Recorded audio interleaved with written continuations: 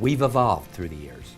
And so we have a various different level of individuals that belong to ACP, from business continuity, disaster recovery, crisis management, emergency planning.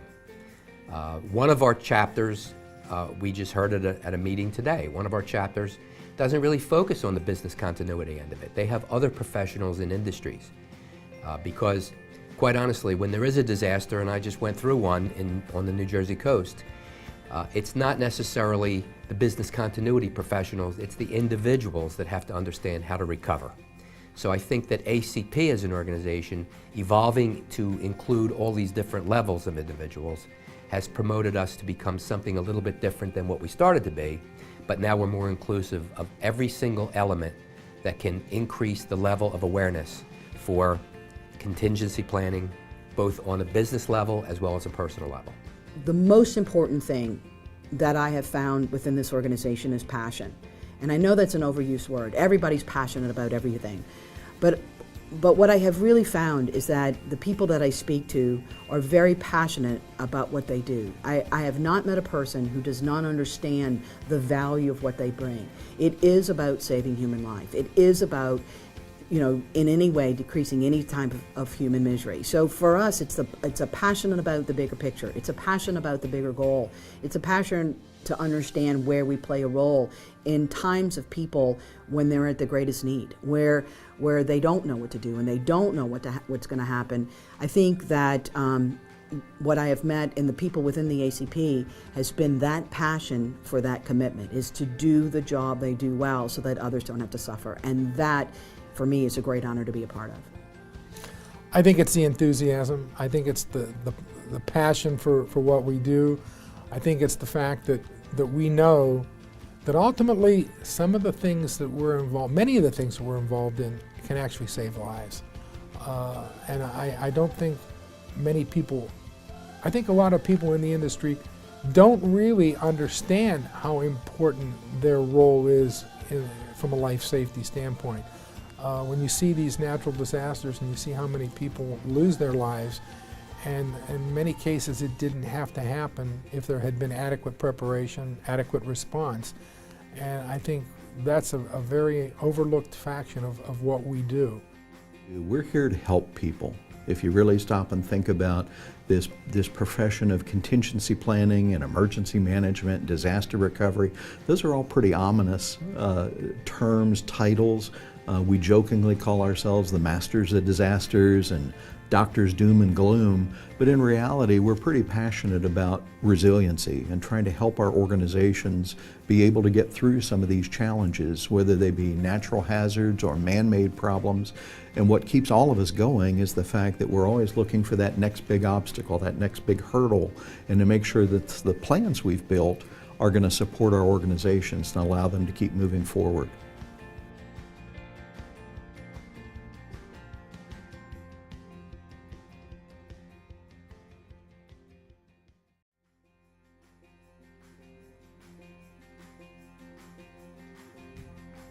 I worked for a large investment bank that had to divest itself of its West Coast U.S. interests, and I found myself looking for a job. And I wanted to stay in the profession because of a real passion for what we do, for making business better and stronger, making personal changes in people's lives for safety, and raising their awareness and getting the what's in it for me. So I was looking for a job, and I had fellow members of ACP who said, give me your resume, and carried it to their places. And I had a lot more interviews than I expected to have, and wound up with a job with a very good company. As a result of ACP, someone else gave my resume to another company that recruited me away, and I went there. And I come with the credentials of a certified professional, but also the experience that I bring in conversation to my new employment. Being part of a professional organization, I think that each individual is always looking for new, better ways of how they would do something at work. ACP absolutely provides that. Every single chapter meeting, every single conference call, every single webinar that I attend, I find a new approach, a new methodology that I can employ as an employee of the company I work for. Personally, it helped my name get out in Dallas-Fort Worth for business continuity. Personally, I was cut by surprise in 2010, and I was the program director for our chapter. Based on the programs that I had, and I had just been membership of the chairman of the year, someone who I had not met before, they just were a random person, you know, in the audience for our chapter. As soon as he heard that I was available, had somebody contact me, you know, you need to apply for this job, and he ended up being my manager.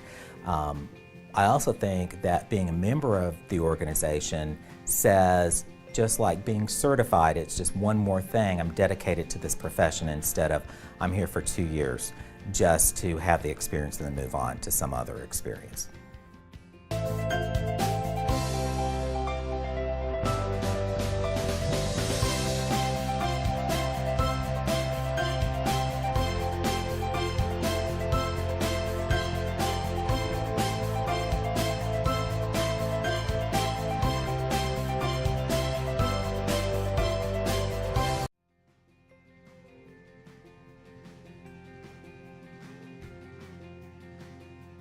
ACP has taught me that it's important to do something that you care about doing. So many people in the world and in their lives and their business careers have jobs. And they do a job because they bring money, it comes back in. When you're a member of ACP, it's not a job. It's a passion. It's something that you do from your heart. It's what comes out of your heart. It's what you believe in. That's what I think the difference is. We all share the same passion for the work that we do, that it's really about helping people at time of disaster, at time of need. Many of us have actually been in a real event before, and for many of us those real events have shaped our core values and who we're all about. And so I think that's really kind of the basic premise of why we do what we do, and that's to help people in need. The theoretical practice, the list of the best practices and so forth with those who practice it. So the practitioner, you call it a scholar practitioner model, sort of like what some schools are, but that mix is invaluable and you don't get that anywhere else.